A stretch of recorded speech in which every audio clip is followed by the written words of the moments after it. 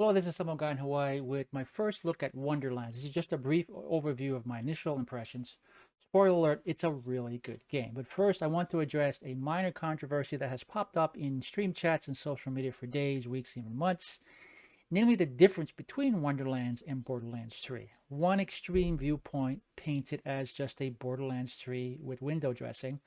The other extreme counters, no, it's a standalone game. Okay, they're both right to a degree, but they're also pushing different arguments.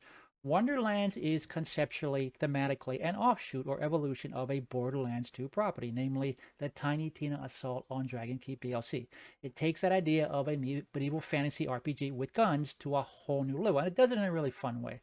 With the exception of some NPCs like Buttstyle and some enemies like skeletons, which are a fantasy mainstay, however, everything in Wonderlands is new and different from Assault on Dragon Keep.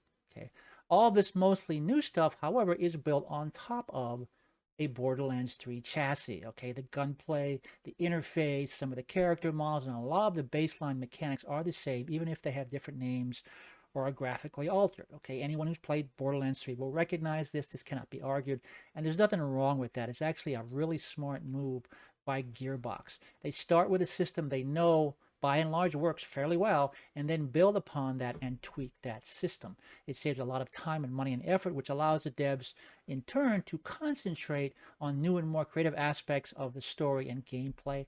It also provides a gameplay experience that is reasonably familiar to anyone who's already played a Borderlands title, and especially Borderlands 3.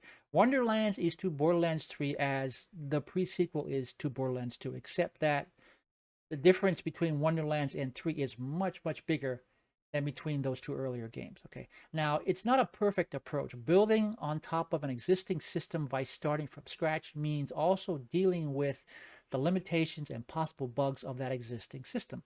And there are issues of that sort in Wonderlands, things that were problematic in BL3 that are still a problem in Wonderlands, but most of the ones I've encountered are pretty minor. Okay, the biggest issue at this point, and I'm not the first to observe this, is that the game is not fully optimized for mouse and keyboard. It's a console first game.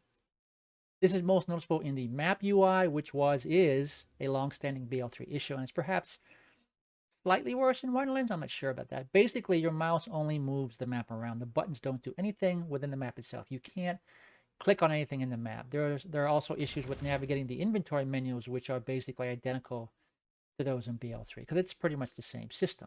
Disappointing, yes, but you get used to it, and none of that overshadows what's shaping up to be a really fun experience. So having addressed the non-controversy of what Wonderlands is or is not, let me give you my first impressions. I have about 16, 17 hours in the game so far. Most of it spent on side quests vice the main story.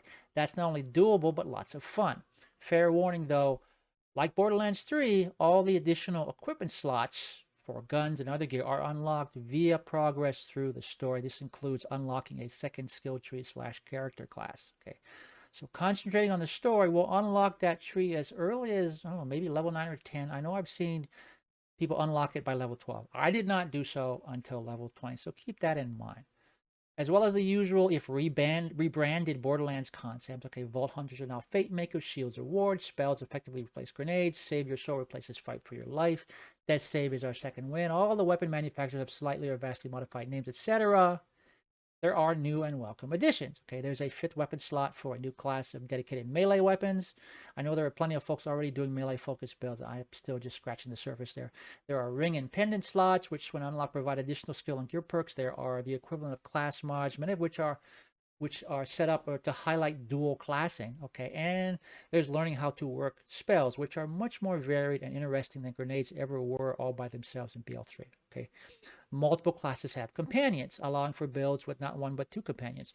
There are skills that take advantage of that setup as well. Okay, there's also the overworld map simulating a tabletop environment. This offers additional side quests and achievements, as well as opportunities for instance battles and mini dungeon runs. And both of these, I'm told, can be good sources of gear outside of boss farming. Not that I've done any of the latter, nor do I plan to until much later. The overworld map connects the various main game maps. We fast travel between them, traverse the overworld, or use combinations of both. FYI, as of this post, There's an issue with fast travel.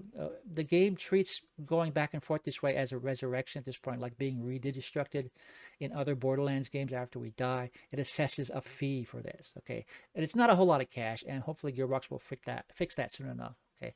Now, the capital of Brighthoof, once we reach it, is the main hub. Like Sanctuary, it has all the amenities of a base of operations: vendors, a quick change machine, our bank, and even a lost loot machine.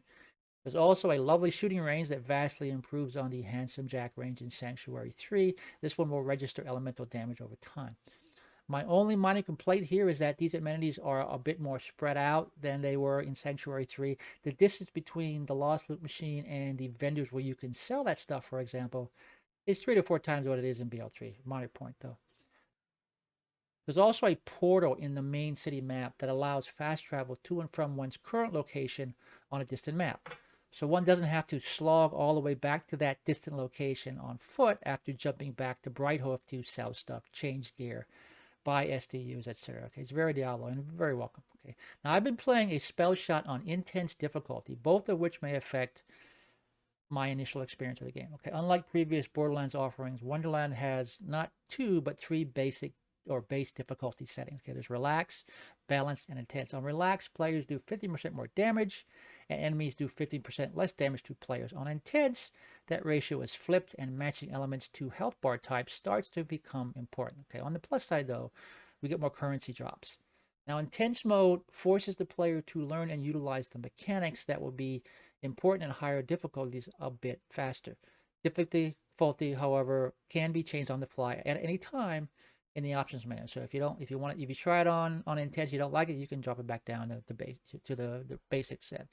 Content-wise, the new locations and enemies are a lot of fun. The humor is typical Borderlands and very well done. There are in-jokes and pop culture references and Borderlands callbacks all over the place. The characters, including the principals, are also funny and interesting and not annoying, if you catch my drift. I've fought 2 repeatable major bosses so far. One a side quest and the other a main story boss. I was both pleased and disappointed by both. The disappointment is my personal thing. One was a basic open arena with no cover, a Borderlands mainstay that I personally have never cared for, but that's Borderlands, okay. The other had some cover, but also a shrinking, expanding arena mechanic. Both involve figuring out fight mechanics to boost your damage and avoid dying. Basic stuff. That said, both are well done and enjoyable fights. Again, once you figure them out, okay. I'm also just starting to understand the synergies of builds and gear, at least with Spell Shot, something tied partly to the difficulty. This is great for me because after 3 days, I'm finally starting to see things I want to test and research and analyze and figure out and do videos on, okay? These are things that drove much of my enjoyment of Borderlands 3. I'm especially pleased to see some of these synergies paying off in early gameplay. You can start to see combinations of skills and gear and playstyle producing results very early in the game. Again, that may be due to the difficulty, but it suggests that this game has real widespread build diversity that is accessible to a lot of people. This was one of my big complaints with Borderlands 3. First playthroughs don't require a whole lot of thought in BL3, okay? You just grab whatever good gear you can get and just go. And maybe not in Wonderlands, it's balanced or at least relaxed difficulty. More importantly, though, the intricacies of crafting a good endgame build in BL3, one that could take on the toughest content, were impossible without both really good gear and a really good understanding of the mechanics. And much of those mechanics were hidden behind crazy formulas and misleading terminology, like, what do we mean by melee, that are either beyond or just too much work for a great many gamers. Okay, this game looks much more straightforward in that respect, at least in the early going. It remains to be seen whether this holds at endgame, but I've already seen enough to know I'll probably be playing this game and doing content on it for a very long time. Okay, no spoilers, but just before I finish off this video, I played up to the point in the main story that rivals the flying and phase shift of Sanctuary sequence in BOT. If you remember how cool that was when you experienced it for the first time, this moment is good, if not better. It's hilarious and jaw-dropping at the same time. Now, if you've already seen it, it's the one at the end of the Thy Bard with a Vengeance mission where we get the blessing. And if you haven't, you're in for a treat. So I expect to start posting more in-depth analytical videos soon. Until then, stay safe and thanks for watching.